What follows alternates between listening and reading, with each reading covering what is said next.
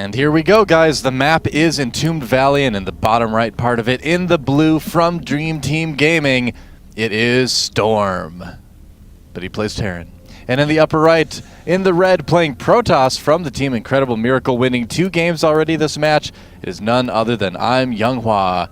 And I gotta say, one of the best Protoss versus Terran matches I ever saw involved YongHwa. It was YongHwa versus Jinro, actually. Really? On Metalopolis, and that was part of CSN's Clash of Houses way back. No, it was actually during the World Championships. It was Incredible Miracle versus the World Championship team. CSN ran that, and I casted that with whoever was there at the time. I can't even remember anymore.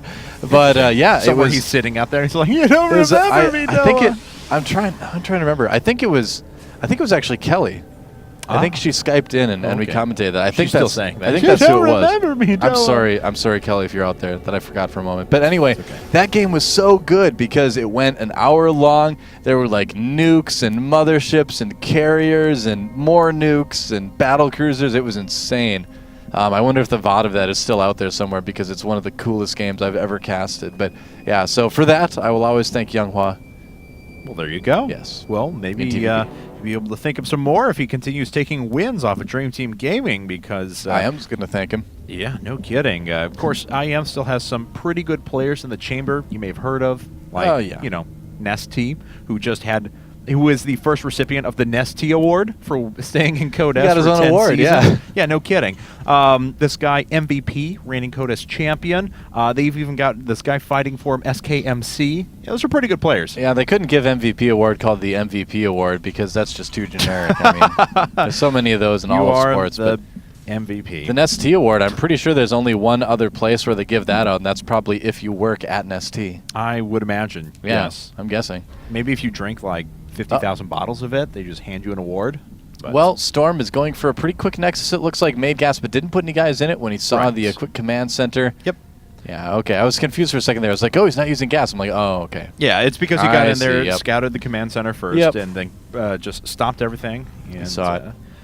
All right, so now putting guys in gas here in just a second as he starts slowly accumulating that, so he will have enough for Warp Gate technology as soon as he decides to put down his cybernetic score, and there it is. You know, one thing that I was going to mention, too, a little Incredible Miracle tidbit or whatever, is that the first pro gamer that I ever had my picture taken with was Lucira. Oh, really? Actually, yeah. It's the first day I was down there, and I was a big Lucira fan at the time, so I introduced myself, and yeah, it was pretty cool. But now you're not? I still am. I just wish he would win more, you know? I know he's out there. You said, and you were like, I used to be a big Lucira fan. Well, I'm not as big as I used to be, obviously. Yeah. And I mean, that's kind of how it goes with StarCraft 2, right? You're a big fan of a certain player for a while, and then other players, you know, come up. Maybe it's more like that for a commentator than for a fan. You know, if you're a fan, you know, become a fan of a player or team, and you're very loyal, right? But I think as a commentator, where you see so many great players out there doing so many good things, it's hard to remain like a fan of just one specific player, you know? Yeah. We're very fair weather in that regard. it's very true. But it's not about winning. It's about the coolness of the builds that they're doing. Yes. I was about to make a really callous Packers joke, like you being a Packers fan, you must know all about being a fair weather fan, but... What? No, dude. Those are Vikings fans. Oh, did I say that out loud? Oh, I'm sorry. It's okay. I say the same thing about Cubs fans. Yeah. So. Dude, I respect I totally respect any Vikings or Cubs fan or whatever, because... Yeah. It's hard when your team doesn't win for a while. I mean, there were some years in the early 2000s where the Packers didn't do too great either, and those were tough years. But you just got to stick them out, right? Well, if you're a fan of a team, you're a fan of a team. I mean, I know the first 100 years that the Cubs haven't won a world championship. I mean, I'm sure it got, you know, pretty rough then, but now it must be excruciating. Well, we do see 5 barracks coming up now for Storm. You're so mean. I am. You're meaner than those Marines are to that Stalker. Look, they even let that Stalker get away without losing any actual damage. Oh, except for 8 hit points. Just 8 hit points, though. You would have taken away more than that. Look, I would have. See, you're that guy. Yeah, exactly. The tryhard who's taking some damage from the Stalkers up at the front. Oh, so but look at that. Look what happens to him. Yep. See? Those Stalkers are Cub fans. Yeah. Well, they've had more success than the Cubs have as a franchise. No, you should just stop now. You're like, any Twitter followers you have that are Cubs fans, they're gone, man. I'm sorry. Cardinals are my only untouchable teams. Like, it's the only one that I'm a true fan of. Wow. So, anyway. Did they win? So, what's up? Did they win? Reigning world champions. Oh, okay. Good for them. Thank you. Oh, good for those Marines. Taking out one Stalker. YongHwa getting a little bit too crazy with the Stalker. Oh, he's got to be careful. Yeah, no kidding. Wow, YongHwa. Settle down, man.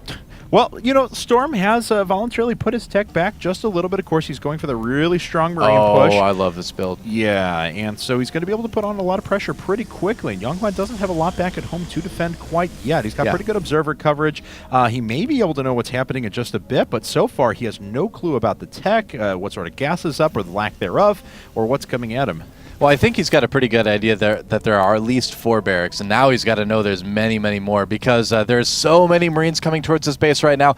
This build that Storm is doing is kind of a direct counter to that really fast Nexus if you can control your Marines well, and so far, it's looking pretty good. That's right. So he has lost a few Marines now. Oh, and now with some Stalkers coming in from the side as well. Looks like that's going to be enough to go ahead and clean that up. You have to really, really be smart about when you push, and I think you went a little bit too early with that. Usually with the 5 racks, you wait a little bit longer before you push in. But the idea is to hit them when they're still on a low amount of gateway units, and then try to punish that really fast Nexus. And YongHwa, speaking of really fast, going for some really fast Colossus tech here. That's right. Hiding it pretty effectively as well. No kidding. Out of the range of scans. A scan on this map is going to hit right around here to catch some tech on the low ground if possible as well. So, that's true. We'll see what Storm does in response. He decided to quad gas right afterwards. Of course, his factory tech is pretty delayed, but he does have +1 weapons coming up with +1 armor to follow that up as he is going into double engineering phase. Yeah, but will he be able to get it all out in time? I mean, with the way this is timed out, the push that YongHwa is going to want to do is probably going to line up with the second Colossus, second or third maybe. But basically, when that hits, it's going to be probably around the time when Storm is getting his first couple medevacs, right? Yeah. So that's going to be a really awkward time to go up against Colossi because there's going to be a big gateway force. You're not going to have any Vikings. He's going to be largely Marines. And if he's attacked at his base, he's going to be rather clumped up, too. He's not going to be able to get that great of a concave at the top of that ramp if YongHwa controls well. Well, we'll see now what Storm is going to do. It looks like he is investing in his upgrades quite well, adding on a bunch of add-ons at the moment. He is still just producing off of 1 barrack, so we make sure that he has continual unit production. He's going to kick into high gear here in just a second. Combat shields sure to follow, and there it is. So, that being said, it is going to be eventually a pretty heavy bio composition out of Storm, but he's sitting with a lot of unupgraded Marines for now. And do we have 1 Colossus out? Yes, we do, and a second is about to hit. Those Marines could get torn through. Yeah, they certainly could, but if YongHwa doesn't notice this, he could take a little bit of damage. Oh, actually, Storm does turn around. Okay. I think he did see maybe the edge of those units there and decided not to really go. Oh, and look at this. I like this. YongHwa deciding to expand instead of going after some sort of early timing push. It's kind of cool. Look at the map control he has right now as well. Just planting down pylons everywhere to make sure he has complete map coverage. He does like to do that. So he can reinforce very, very easily, even if a super forward pylon goes down. Oh, look at that. He barely snuck that probe into the 3rd base location for Storm. And did Storm see it? Well, he does now, and that probe will see the expansion. That's right. But he won't be able to put down any sort of hidden pylon or anything like that. Supply-wise right now, YongHwa slightly ahead, 118 to 112, so really not anything to speak of there. And yeah, all this stuff is going to be finishing up right now for Storm. Combat shield stim, +1 armor. That's right. So his army is getting stronger, and he's going to have a respectable bioforce here. But, you know, YongHwa wasn't really affected by any of that early pressure, and as such, he's got a really strong army himself. 3 Colossi already up, adding on a 4th, going over to 6 gates. He's got good upgrades coming with, as we see, Charge. That's what I was looking for coming up now. He decided to prioritize that over Blink, but still has quite a bit himself. Well, this is kind of why I was expecting it to be sort of a 2 Colossus timing, because it would have hit before the upgrades and before the medevacs came out, but he did wait for that 3rd one, waited for range as well. We'll be able to kill that bunker, no problem, but he's going to need to be really careful attacking into this. That's a large amount of bio. That's right. I've got a feeling Storm would be able to defend against it pretty easily, despite the fact that there are Colossi there. He's going to go for it, though. He's going to poke just a little bit, but he has to be careful with this. I wonder what YongHwa is waiting to use his resources on. It's not like he's switching over to any sort of obvious tech. He doesn't have enough gas to make a huge Templar switch right now. There we go. Finally, a couple more gateways coming up, and there's the Templar archives. And now with all of these, all the resources that he's using, it makes a little bit more sense. But still, was kind of weird there for a second. Looks like he was a little bit distracted, maybe, by the damage he was trying to do. Well, yeah, he was kind of trying to figure out, you know, if he could push and just make units and follow it up, you know, reinforce that attack, or if it would be better to pull back, make more gateways like what we're seeing, and kind of continue with his tech route. And I think he made the right choice. Attacking into that base right now would not have been good. Here comes a drop from Storm. Gonna try to do some damage here. A pretty good positioning. He's going to be able to clean up with all the stuff on the right, but then has to get out of there and unfortunately loses the medevac that was full of units. Doesn't pick up a thing. Pretty unfortunate for him now, as YongHwa is up by 17 supply at the moment. Looks like he's got a 14 worker advantage, so armies are pretty equivalent.